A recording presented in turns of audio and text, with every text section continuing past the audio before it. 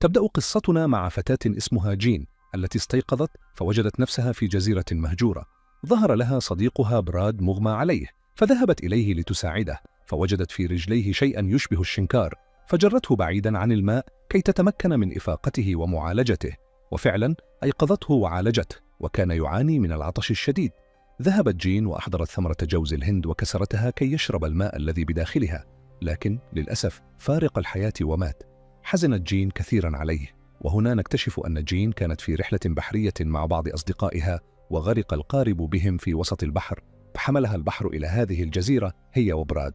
بدأت جين تمشي في الجزيرة تبحث عن أي سكان، فوجدت حقيبة معلقة على شجرة، وبداخلها أغراض شخصية لامرأة، ومبردة تحتوي على قوارير مياه، وكيس وقود، وأشياء أخرى، كما وجدت ألعاب أطفال.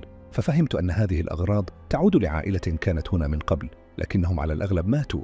غطت جين جثة براد، وفي الليل هطلت أمطار شديدة، فدخلت إلى تجويف شجرة لتحتمي بها. وفي الصباح استيقظت وهي تشعر بجوع شديد، فوجدت سمكة ميتة على الشاطئ، فأخذت الجزء الصالح منها، لكنها لاحظت نصف سمكة قرش، فيما النصف الآخر قد أكله شيء ما، ففهمت أن كائنا بحريا كبيرا هو من التهم نصف القرش. أثناء مشيها رأت مكانا مكدسا بالحجارة، فتبين أنه مقبرة. تذكرت براد فعادت وسحبت جثته لتدفنه كما دفن من كانوا في تلك المقبرة. في اليوم التالي وجدت قبر براد مفتوحا والجثة مختفية، خشيت أن يكون حيوان قد خطفه. وفي الليل أشعلت النار وظلت ساهرة خوفا من أن تخطف هي الأخرى. وفي الصباح نزلت لتسبح قليلا، ففوجئت بحفرة كبيرة في البحر، وبدأت تتساءل عن سبب وجودها. وبعد خروجها وجدت حقيبة قرب الماء تحتوي على بعض الملابس. وفي الليل سمعت صوت طائرة قريبة، فأطلقت طلقة من مسدس الإنقاذ ليراها الطيار، فصدرت إضاءة قوية، لكن الطائرة كانت بعيدة فلم ترى الإشارة. لاحقت جين الضوء، وفجأة رأت وحشا يخرج من وسط البحر متجها نحو الشاطئ، فاختبأت بين الأشجار. وصل الوحش وبدأ يبحث عن شيء ليأكله، وهنا تأكدت أنه هو من خطف جثة براد، وأنه نفسه من أكل نصف سمكة القرش، وأنه يسكن داخل الحفرة البحرية التي رأتها. في اليوم التالي وجدت صناديق ألقتها الأمواج، فاستعملت ما فيها لصنع قارب صغير، لكنها فشلت في التجربة الأولى. وفي الليل خرج الوحش مجددا إلى الجزيرة يبحث عن طعام، فاختبأت، لكنه اقترب من مكانها حتى بدأ يكسر الشجرة عليها، ولحسن حظها غادر قبل أن يصل إليها. في الصباح حاولت جين صيد السمك عبر جمع الأسماك الصغيرة وخلطها بالتراب ورميها في البحر لجلب الأسماك الكبيرة، ونجحت في صيد سمكة كبيرة. بعدها رأت جثة طافية في البحر وقد أكل نصفها، وعندما قلبتها عرفت أنها تعود إلى أحد أصدقائها الذين غرقوا معها، ففهمت أن الوحش هو من التهم نصف الجثة. قررت الاستفادة من النصف الآخر، فربطته بقنبلة وعلقته ليأكله الوحش ويبتعد عنها. وفي الليل خرج الوحش وبدأ يأكل الجثة، وسمعت جين صوت طائرة، لكنه لم يكن بإمكانها إطلاق النار خوفا من الوحش.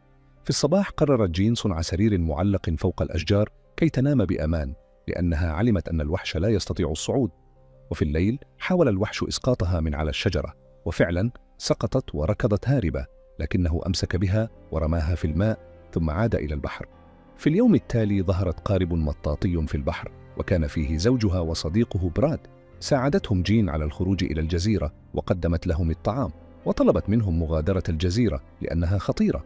حكت لهم عن الوحش وعرضت عليهم الصور التي وجدتها، لكنهما لم يصدقاها وفضلا البقاء. حاولت الهرب وحدها بالقارب بعد أن رأتهم منشغلين، لكن صديقة براد رأت ذلك فأخبرت زوجها الذي قبض عليها، وفي الليل وبخها لأنها أرادت الهرب لوحدها.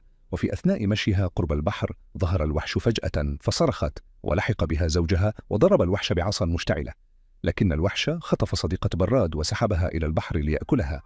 في اليوم التالي اتفق الزوج وجين على مغادرة الجزيرة معا. حملوا الطعام وجهزوا القارب ودفعوه للماء، لكن الوحش هاجمهم وحاول إسقاطهم. ضربه الزوج بطلقة من مسدس الإشارة فأبعده قليلا، لكنه عاد وسحب جين نحو الحفرة البحرية، لكن جين تمكنت من طعنه بسكين ونجت. أما زوجها فخطفه الوحش وغاص به إلى الأعماق. عادت جين للجزيرة حزينة وقررت مواجهة الوحش وقتله. جهزت فخا من الحطب وأشعلت النار داخله، وعندما دخل الوحش الفخ حاولت قتله لكنه رماها بعيدا، وعندما أمسك بها مرة أخرى طعنته في قلبه بعصا حادة فسقط على الأرض ينزف. تبعته إلى البحر وضربته حتى مات. وهكذا انتقمت جين من الوحش الذي قتل جميع أصدقائها